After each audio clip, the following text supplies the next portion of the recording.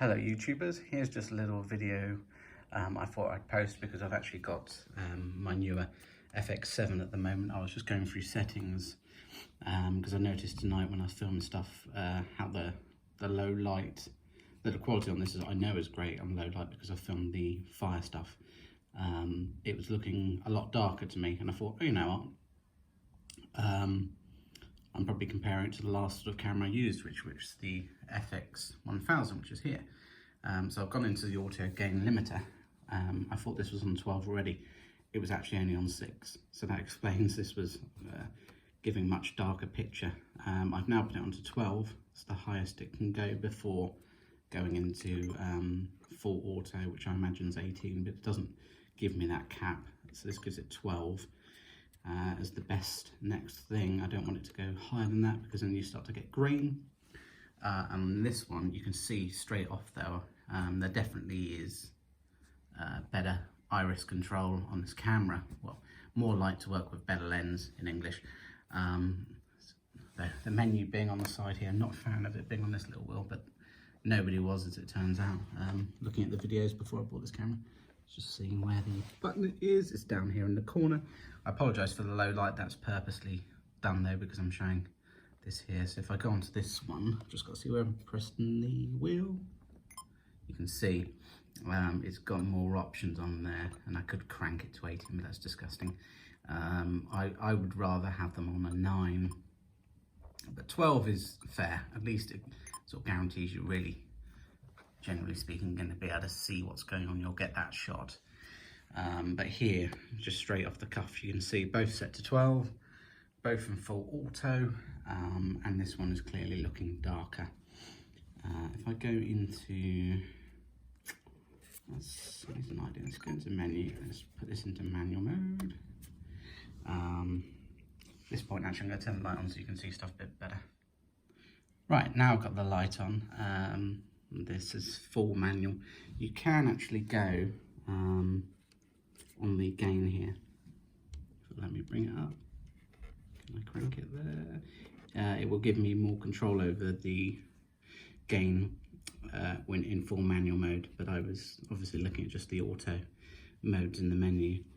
This is on 1.6. This one, let's go out of the menu.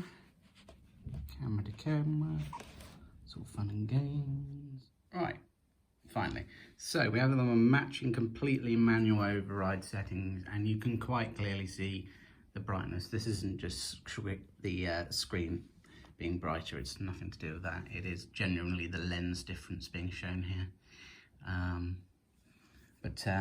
Yeah, this camera, apart from that, going to some cosmetic stuff. So the FX1000 I got first. If you've been following me a while, you'll know that. At the time, I was sort of humming and ahhing between two, but I went with the FX1000. It is the better camera.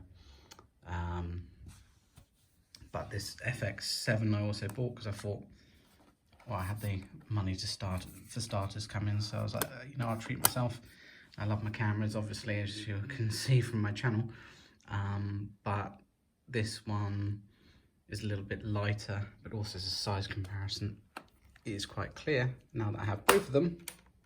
So pictures don't do it justice.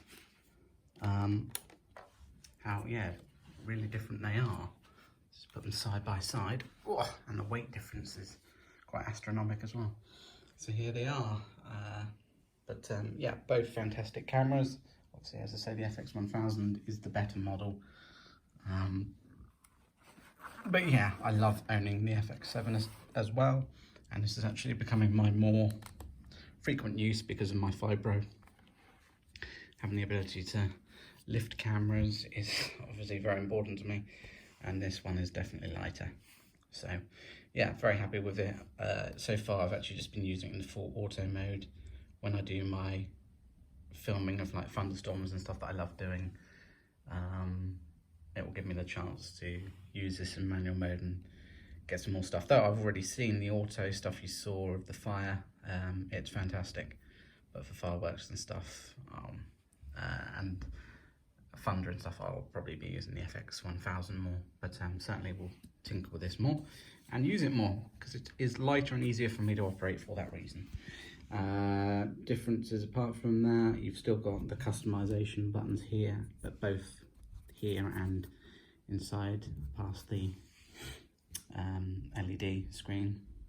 You've got ND filter as well, but only 2 on here, where you have 3 on here. And then you have more customization and so on. But yeah, it's a funny one, because this is a lesser camera, but in some ways I prefer it, especially the menu side of things. And this camera is better quality and the like, but I dislike the menu interface in terms of the button. Obviously the menu's the same, but the menu interface, the menu buttons, is annoying layout on this camera. And the weight of it is unfortunate, because I wanted it's all been in stages really. I wanted